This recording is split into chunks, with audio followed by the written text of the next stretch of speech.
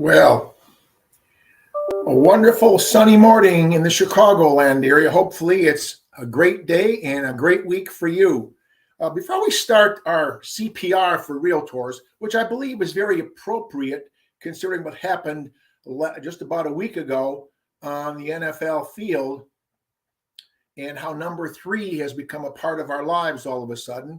But if you've been in sales for a while or have listened to my seminars or attended them, you would know 3 is a very important number as I feel it in the world of successful selling. So, first of all, I think we all wish a quick recovery, and it looks like it's going to be miraculous recovery based on what's happening so far, but it tells us something about wealth. The world of wealth is just not riches. The world of wealth is health.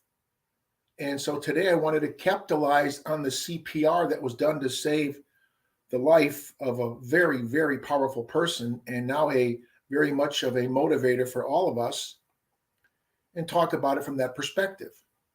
But also realize there's magic in threes. So before we begin CPR, let's talk about sales and the magic in threes. You know, I'm very, very focused like a laser beam on many aspects of the whole life of a real estate agent. I like to cover lots of things. Listings with my List to Exist seminar, objection handling with my 5-step track, time control with a smart time management program, selling skills, which is really a closing process, and then above all, attitude control. The concept of if you think you can or think you can't, either way, you're going to be right. So with selling skills, I learned so much about closing from, I would say, the godfather of closings of all types of sales items, J. Douglas Edwards. If you want to pick up some old history on how a person trained and used closings to work to the agent's advantage, to the salesperson's advantage, listen to J. Douglas Edwards.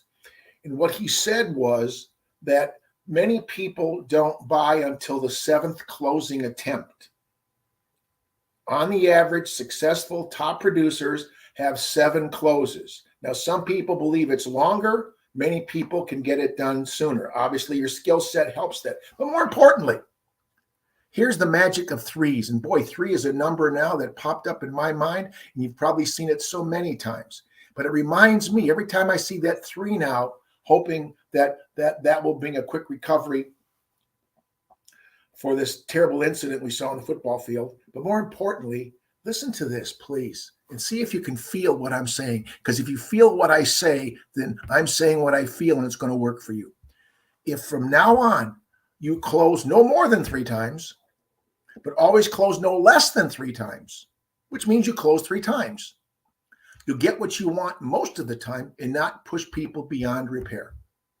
I believe there's magic in threes. I believe after you try 3 closes and they don't work, then you're starting to walk on eggshells. You could very well, as Wayne's World feels, have a problem with pushing people beyond repair, but they will give you 3. So once again, maybe a topic later in this year will be going back to the objection handling track and giving you 6 master closes, MASTER. Because if you don't know 3, how can you close 3 times? If you know 6, at least you have some choices, and there's more than 6. So with that said, let's start today's, I guess you'd say, feeling about why CPR is not only important in your health to stay alive world, but in your health to stay wealthy world in real estate. And we're going to start out with something that's, I think, very simple and near to most of us. Somewhere, somehow, some company, some agent, some office, somebody has presented to you, and I know I have in the past, the SWOT analysis. This is the beginning of the year. Have an honest assessment with you. And if you find someone else you can partner up with, I call them slump buddies. Every office needs to have a slump buddy, and every agent has a slump buddy you can go to. What are your strengths?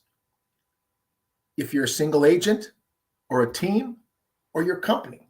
What strengths do you, your team, and your company bring to the table so a client, a buyer client or a seller client, sees a reason to say, I want you?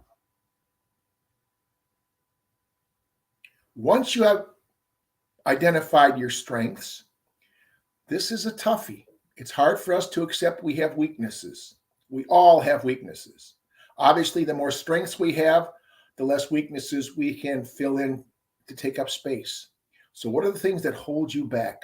You set a goal, I'm sure, last October, last November, last December, a business plan. What things are going to hold you back? Is it prospecting? Is it social media? Is it time control?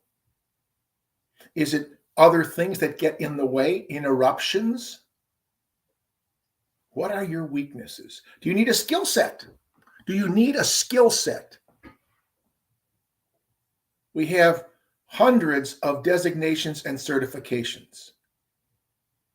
I happen to be a master trainer and teach the Certified Negotiation Expert designation, the Master Certified Negotiation Expert designation, and the Certified Multiple Offers Expert designation.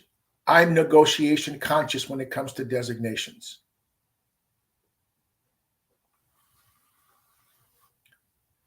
Then let's open up the window and look out and say, what are my opportunities in this market? See, if you have focused like a laser beam on becoming better, this is a year for you, because we're going to see a large number. How large, we don't know, of agents who no longer will practice real estate. Some boards are looking at 8 to 15% drop in membership. Some will be fortunate to be less than 8%. What's happening in your market area that are opportunities? And look what's happening as we get closer and closer to a potential recession. And look what else is happening when you can find lenders that can work packages out for now to get people into a home and then refinance later. Are you focusing on opportunities in a market that's going to be different in 2023 than it was in 2022? For example, maybe it's time to go back to the basics, because when the going gets tough, the tough always go back to the basics. When's the last time you cold called? When's the last time you had a call? When's the last time you actually had a listing that lasted for a long number of days on market that wasn't overpriced? So you've got opportunities all over you, all around you. And one opportunity is going to be, how do you handle this market with its interest rates that look like, from what the Fed just told us, they do not plan to lower interest rates all of 2023. That is a statement from Jay Powell, the Fed chairperson. Now, that doesn't mean they won't change their mind. That doesn't mean the economy could cause some changes that make some sense. But we also have to realize one thing. We keep hearing how unemployment is low.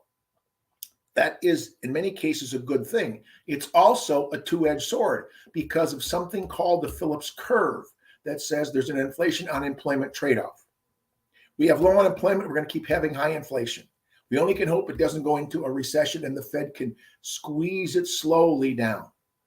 But most importantly in the SWOT analysis, what are you scared of?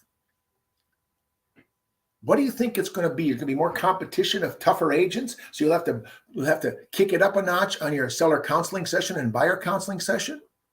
Should you be investing more in advertising and marketing so you can stand out? Does your business plan include a lot of changes in how you will do business and where you're going to get your business? So the SWOT analysis is a powerful tool in real estate, and I don't think many agents use it well enough and honestly enough. So I'm suggesting strongly you take a look very seriously at these 4 major areas that you can have an impact on in 2023. So what are some strengths?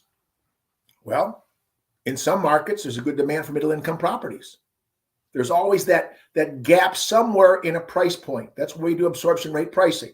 to see whether or not this is going to be a good demand property and should I even take this listing? Because worse than no listing at all is an unsaleable listing. There's low vacancy rates in some areas. We're seeing a lot of tremendous opportunities for buyers to use equity from their homes if they don't want to move and buy some investment property. There is good sales locations. Some markets are growing, expanding. I'm in the Houston market quite a bit. There's a tremendous growth. There's always, every time I go there, it seems like there's another new bunch of subdivisions popping up or groups of houses starting to be built.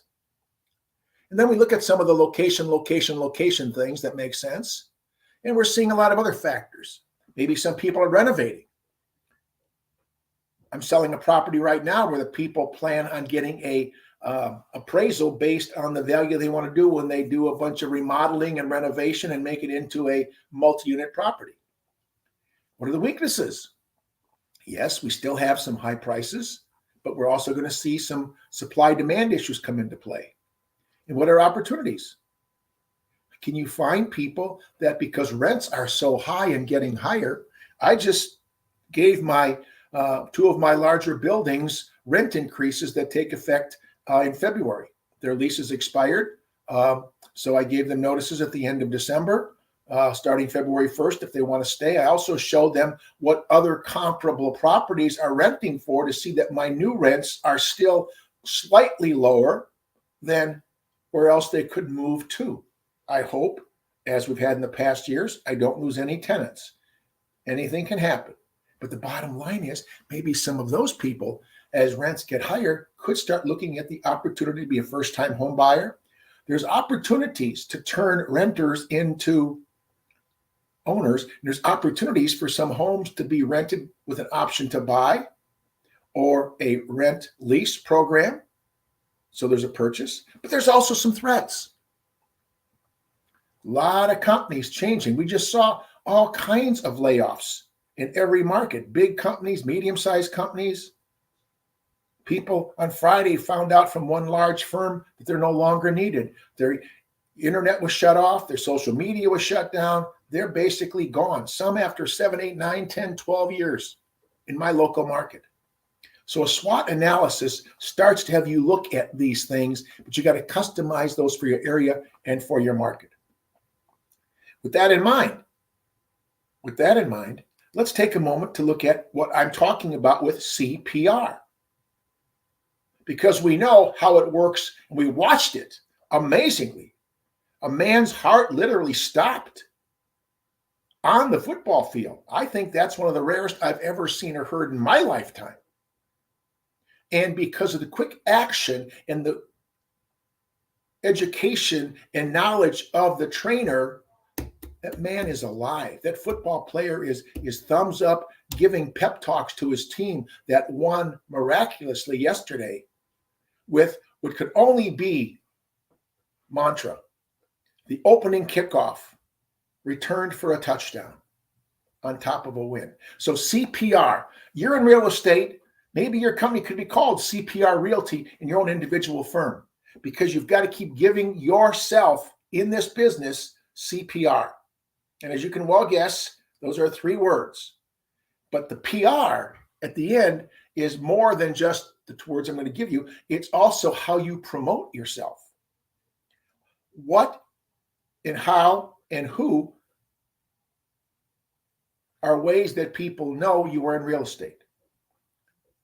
If I called your market area, if you're doing some farming or some other method of trying to drive business up, if I made 20 phone calls to the top area you're successful in, and I said, quick, think of a realtor. I'm doing a survey. Would your name pop up first? Would they think of you automatically? See, how good are you at PR? So when they think realtor, they think of you. When they talk about my doctor, my dentist, my handyman, my this, are you their realtor? They say, that's my realtor when they see you on the street. That's my realtor. What's your PR? So let's leave that for a moment, because so much of success in sales is how you expose yourself. out in the marketplace. So the C, consistency. This is something that probably troubles more and more agents because they do things haphazard, or they get a new trend or a new fad or a new something and they're on it, but they're not consistent.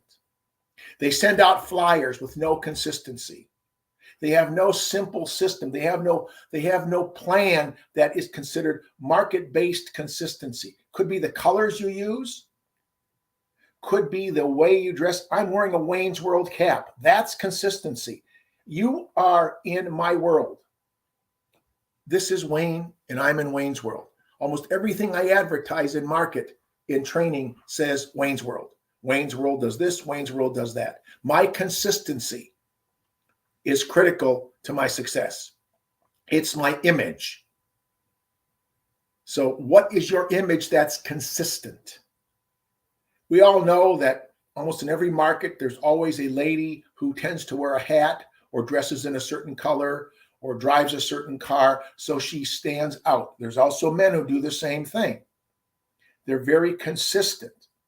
Their logo, their license plates, their license plate frames, their business cards, everything is consistent and looks together as one thing. Consistency means a lot of things. It's survival. It's following through. It's your devotion. Do you follow up? What's your consistent plan to follow up the first 3 months, 6 months, 9 months, 12 months, 15 months, 18 months? You know, almost every large office has a file somewhere that we call orphans. People that bought from that company many years ago, but that agent left. And nobody's contacting those people. Maybe this is a year to have a consistent plan to contact orphans. Maybe it's a consistent plan to go after FSBOs or expireds. Maybe it's a consistent plan to expand your market area. But again, how will you prevail and how will you do something that's tried and true? The consistency is the key. That's why franchises work. They're consistent. I should be able to feel that I'm going to taste the same kind of food at this fast food franchise in Texas or Iowa or Michigan or Illinois or Florida or any other state. That's the consistency aspect. There shouldn't be a gamble. Are you consistent? Do people see the same you all the time? The P is persistency. Gosh, all we need to do is watch the last few days trying to elect a Speaker of the House. Forget whether you believe it should be a Republican or should be a Democrat, or you don't like this or don't like that. You have to say one thing. There is no doubt that the elected Speaker was very persistent. And he was very consistent. In fact, if you think about it, he's a very good example of what CPR is all about. His consistency and his persistency was powerful. I mean, what is it, 15 votes? A lot of people would have given up. A lot of people would have given up. But he was persistent and slow but sure. Gosh, I'm using this as a big example. I'm doing a negotiation seminar on Friday at a board of realtors, basically how to cure negotiophobia. And I'm changing my plan as a result of what happened with the election of a Speaker of the House, because the persistency is powerful. It's a powerful negotiation tip. So persistency in its own right sounds like it's pushy, but good persistency is not pushy. Persistency comes with patience. Success happens because you keep continually doing the same thing over and over again. See, consistency and persistency really are the definition of success. You look at that word success, close your eyes and see if you can spell the word success. Or you're saying, Wayne, that's simple. I can easily do that. So my question is, close your eyes and spell success. And I bet, my guess is, you did exactly what you saw. SUCCESS. In Wayne's world, good afternoon. Success is spelled Control. Control. And sometimes you need to be consistent and persistent to get control. If you look at the speaker votes, that's slowly and surely what happened. Eventually got control and now has control as Speaker of the House. And again, doesn't make a difference what party it was. The process should have been the same. But understand the power of patience. We're going to look at that one in a few moments. See, patience is a very powerful process in persistency. See, many people are not patient, and that's where their problem comes in. See, if you're persistent, you'll get it. If you are consistent, you will keep it. So now you're going to watch and see, will that speaker be able to keep that job? And again, what's your year going to be like? Will you be persistent so you get it? But once you get it, can you keep it? How many agents made a sale, took a buyer out, and never got that buyer's listing when they wanted to sell a few years later? They were persistent to find them a house, but they weren't consistent to let them continue to think of them as their agent, my realtor. Man, if you've lost a sale from a past client because they listed with somebody else after you sold them a house, shame on you. Shame on you. There is no way that should ever happen unless you choose, because they are not a bona fide buyer or a saleable seller, should you ever lose a client that you had, unless you don't want that client anymore. Because as you hear many times in Wayne's World, you don't need them all, you don't want them all, and you ain't going to get them all. You find, attract, and keep enough clients to make a profit. And that's what your business plan is all about. As you look at that, the R is resiliency. This is the secret to fearing threats, going after and resolving weaknesses, because many people aren't resilient. They can't bounce back. No one has ever drowned because they fell in the water. Not one drowning is the result of somebody falling in the water. Look at the history. Millions of people have fallen in the water. Not one person has drowned because they fell in. They drowned because they couldn't get out. They weren't resilient enough. They didn't know enough. Fear came into play, many other factors. See, resiliency is the ability to bounce back, to shake it off, to do whatever you have to do to continue the process. I.e., being able to take the word no as meaning more than N-O. A resilient agent realizes when someone says no, they're saying K-N-O-W. I don't know enough to say yes. Tell me more. Can you bounce back from that no and tell them more? Can you bounce back from that no and tell them more? Can you bounce back from that no and tell them more? And here we go, the magic of threes. If you always close no more than 3 times and always close no less than 3 times, which means you close 3 times, you'll get what you want most of the time and not push people beyond repair. So we just put the 3 words out there: consistency, persistency, and resiliency.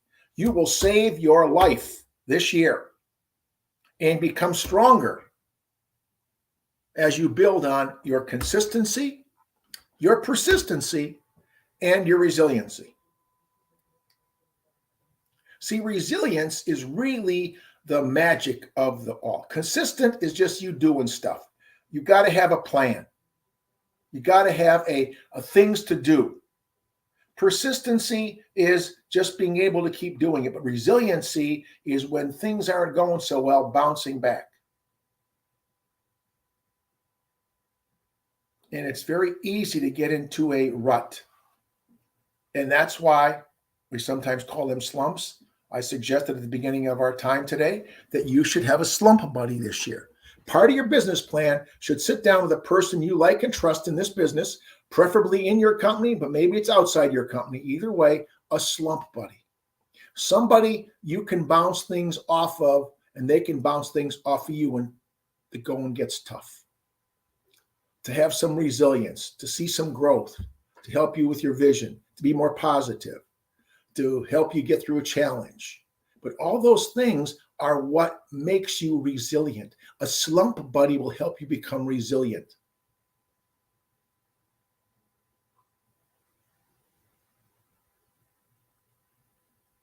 And everybody has their own feeling of how they feel when something doesn't go their way. Some people get into the doldrums longer. Some people bounce back quicker. Either way, you've got to build your resilience.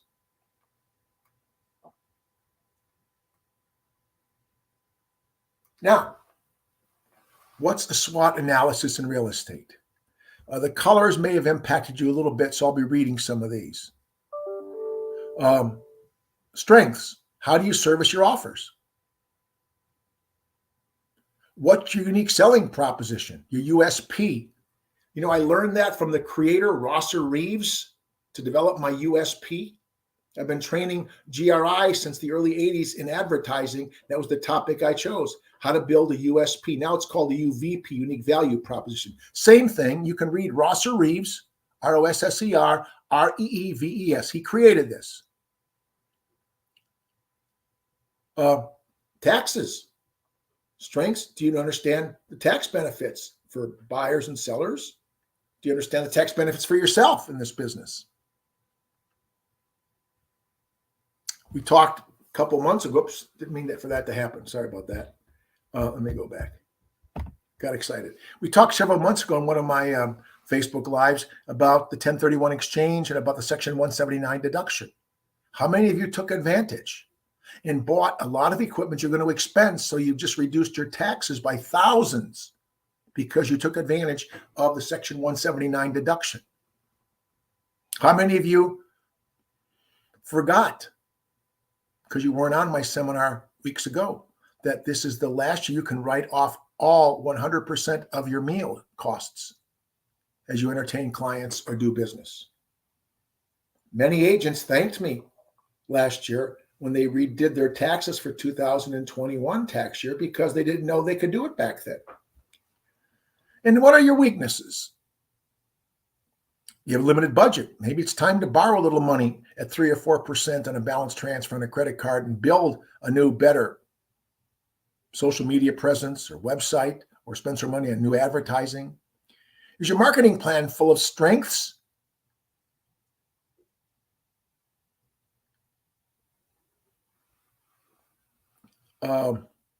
What's happening in the market? And how will you handle the weakness of the market in terms of higher interest rates causing pricing to adjust and possibility of a recession? How are you handling your commissions? Are you not defending and maximizing your fees? Or are you getting an above market rate in a market like this? And most importantly, this is a biggie for us. One of our weaknesses is we are not good managers. We are not good record keepers. We are salespeople. We are people that like to help others, and we are not a typical S or C in the profile of people on the disc theory. We're more dominant and influencing. Hence, we are not good at keeping records and handling communications. We just need some management skills. That could be your option this year, to bring somebody in part-time, full-time to help you with your management skills. What are your opportunities? Outsourcing some stuff. What area do you see you go into because other agents are not marketing or they're weak in that area? You know, we have many areas in my market where the agent that lives in that market area doesn't get any business. Isn't that amazing? You live in that market area, your neighbors list with somebody else. Now, do you do that on purpose? Or are they doing it on purpose? You better find out. We know rising prices, if you keep your commissions the same or increase them, and all commissions are negotiable, they can go up and they can go down, you're going to make more money. What are some markets that are underserved in your area? And above all, there's a lot of gentrification in some larger towns, in many sized towns. Are there pockets, neighborhoods, etc., where there's gentrification? And then the threats. I just listed 4. A lot of competition, different companies, different mindsets, a lot of mergers, changes in legislation. We got some very powerful rules that we have to follow in my state. I talked to some people in other states. There's a lot of changes there. Also, we have market trends that are changing, and we have cash flow issues with people. So this is a SWOT analysis. And you have cash flow issues. So just take a moment to realize the power of CPR and the power of SWOT as we move forward together on this.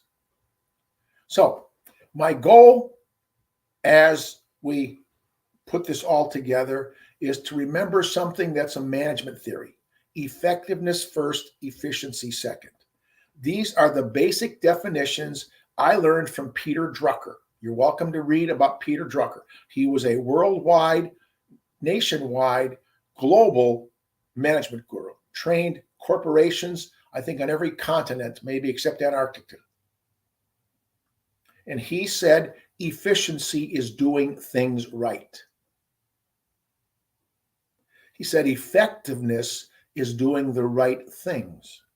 Those are very simple definitions. Just think about that. Today, so far this year, are you doing things right or are you doing the right things? i.e., what's the highest priority activity you should be doing every single day in this business? Think about it. What's the highest priority activity you should be doing every day in this business? That would say you're effective, you're doing the right thing. Because you see, in this business, the realtor can easily confuse activity with accomplishment. I'll bet if you reflect on some of your weaknesses last year and some of the opportunities you missed, you confused activity with accomplishment. So, Peter Drucker took that one step further and said, it's always better to do the right thing than to do things right. It's always better to do the right thing than to do things right. So part of your CPR is doing the right thing before you do things right. See, that trainer on that staff did the right thing immediately, started CPR immediately. And then he did it right. But if he would have waited or they never got there that fast, they could have done things right, but because they delayed, they didn't do the right thing. It's always better to do the right thing than do things right. That could be a mantra for the rest of the year if you think of nothing else every day. At the end of a day, did I do things right? Or did I do the right things? So the highest priority activity of every single one of us, including myself, in this business is getting face-to-face, eyeball to eyeball with somebody who can sign something. A buyer agency, a seller agency agreement. If I don't have buyer counseling sessions and seller counseling sessions on a regular basis, I'm just doing things right. I'm not doing the right things. Because unless you're in a company where your independent contractor agreement says you will get paid on the sales you almost made, the odds are there's nothing more important in this business. All the seminars, all the reading, all the marketing, all the everything means nothing if you can't get somebody to sign something. Effectiveness first, efficiency second. The contractors know it. Measure twice, cut once. They know the problem if they only measure once and have to cut twice. Maybe even thinking about the one-stop listing. Maybe if I'm doing two-stop listing presentations, what if I start doing one-stop listing presentations and try to build that skill up? Can I turn more contacts into appointments? What's my contact to appointment ratio? Can it be more effective? And instead of seeing 50 people to get 3 appointments, I can see 30 people to get 3 appointments. Am I effective or am I efficient? Your CPR says I'm doing the right thing instead of just doing things right. That's powerful. That's powerful. Peter Drucker. So, since we talked about CPR, I also thought it wouldn't be a bad idea to talk about some more R's in the process. And I wanted to leave this with a process that says I think we have to start re-engineering to make a dramatic improvement in our relationships, in our routine, as well as our resiliency. So, consistently, how are you handling your relationships? What's your database look like? How often do you contact your A clients in some way, shape, or form? How often do you call your B and your C clients?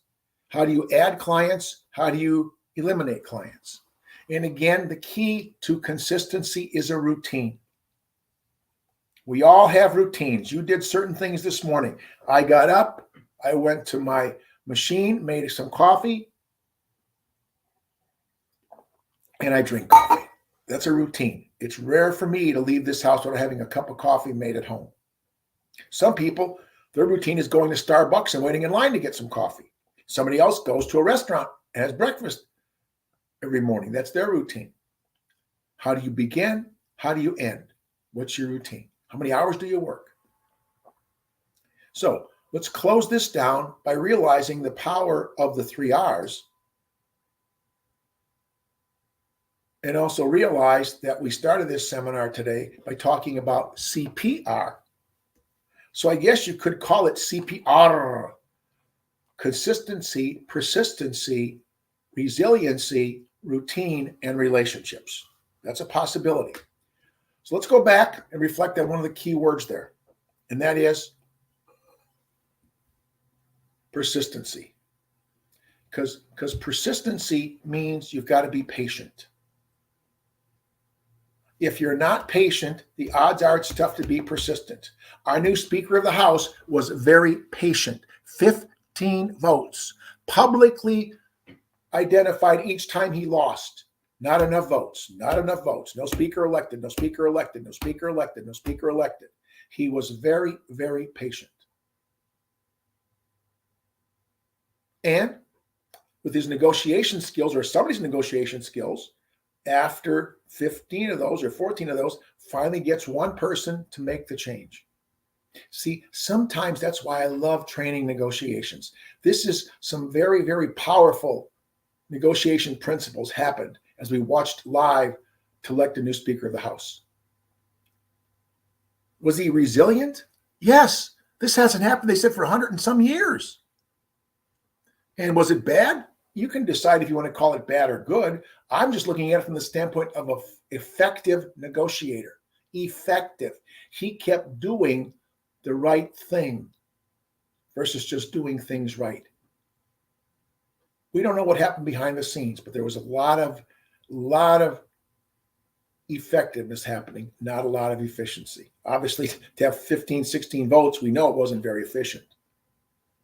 So here's my thought as you wind down today. Patience without persistence leads to paralysis. See, that didn't happen. His persistency and his patience didn't cause this to become paralyzed and he gave up and quit and lost. That's what would have happened if he wasn't persistent. That's why CPR is consistency, persistency, and then the resiliency. You saw that in action. You saw what happened after each vote, how they huddled around certain people, talked to certain people, and some people didn't do it very well. We saw a very competitive negotiator there who almost attacked one of the people that was voting against the new speaker. Yet we never saw the speaker change his feelings, change his body language. Sure, I was upset, but he also did something a good competitive negotiator does, and that's didn't show his emotions. I'm sure he was devastated. 1, 2, 3, 4. How many of you would last 16 times before you gave up. Wow. So I leave you with a feeling. Two things. Number one, CPR. And remember to give yourself CPR and maybe help your slump buddy with CPR. Because I imagine we could sit down and look at your business plan as you've evolved into it and what's happened even so far this year and see if there's a C, a P, or an R issue we could upgrade. Secondly, realize the number 3 is now in our minds more than ever before. And to me, that reminds me that in sales, if you always close no more than 3 times and always close no less than 3 times, which means you've closed 3 times, you will never push people beyond repair. And we are in a consultative, collaborative way of selling. I'm not competitive. I'm not going to pound it at them. I'm not going to do it in a hard sell. I am a collaborative person. I'm a collaborative negotiator. I'm a collaborative life partner. It's a win-win for both sides. It's a win-win for both sides. So CPR helps you because somebody helped save that professional football player's life by properly applying CPR effectively first. So I leave you with the thought, did I help you learn CPR effectively? And if I did, we are both happy. If I didn't, send me a text message, send me an email. My phone is 847-293-2369. I'm at waynepaprocki.com. Love to have you at one of my future seminars. If you're in the North Shore area near Chicago, I'm doing a presentation Friday at the North Shore Barrington Association of Realtors on how to cure negotiaphobia. nsbar.org is where you can register. There's no cost. My sponsors will be there. I will be there. I'd love to see you there. Enjoy your week. Enjoy the game tonight if you're a college football fan. And enjoy January. This is my birthday month, so I'm celebrating as of now for the rest of the month. Have a great, wonderful, profitable day. And again, get face-to-face with somebody who can sign something. That's your highest prior activity. Thanks for joining me in Wayne's World. I will see you next week.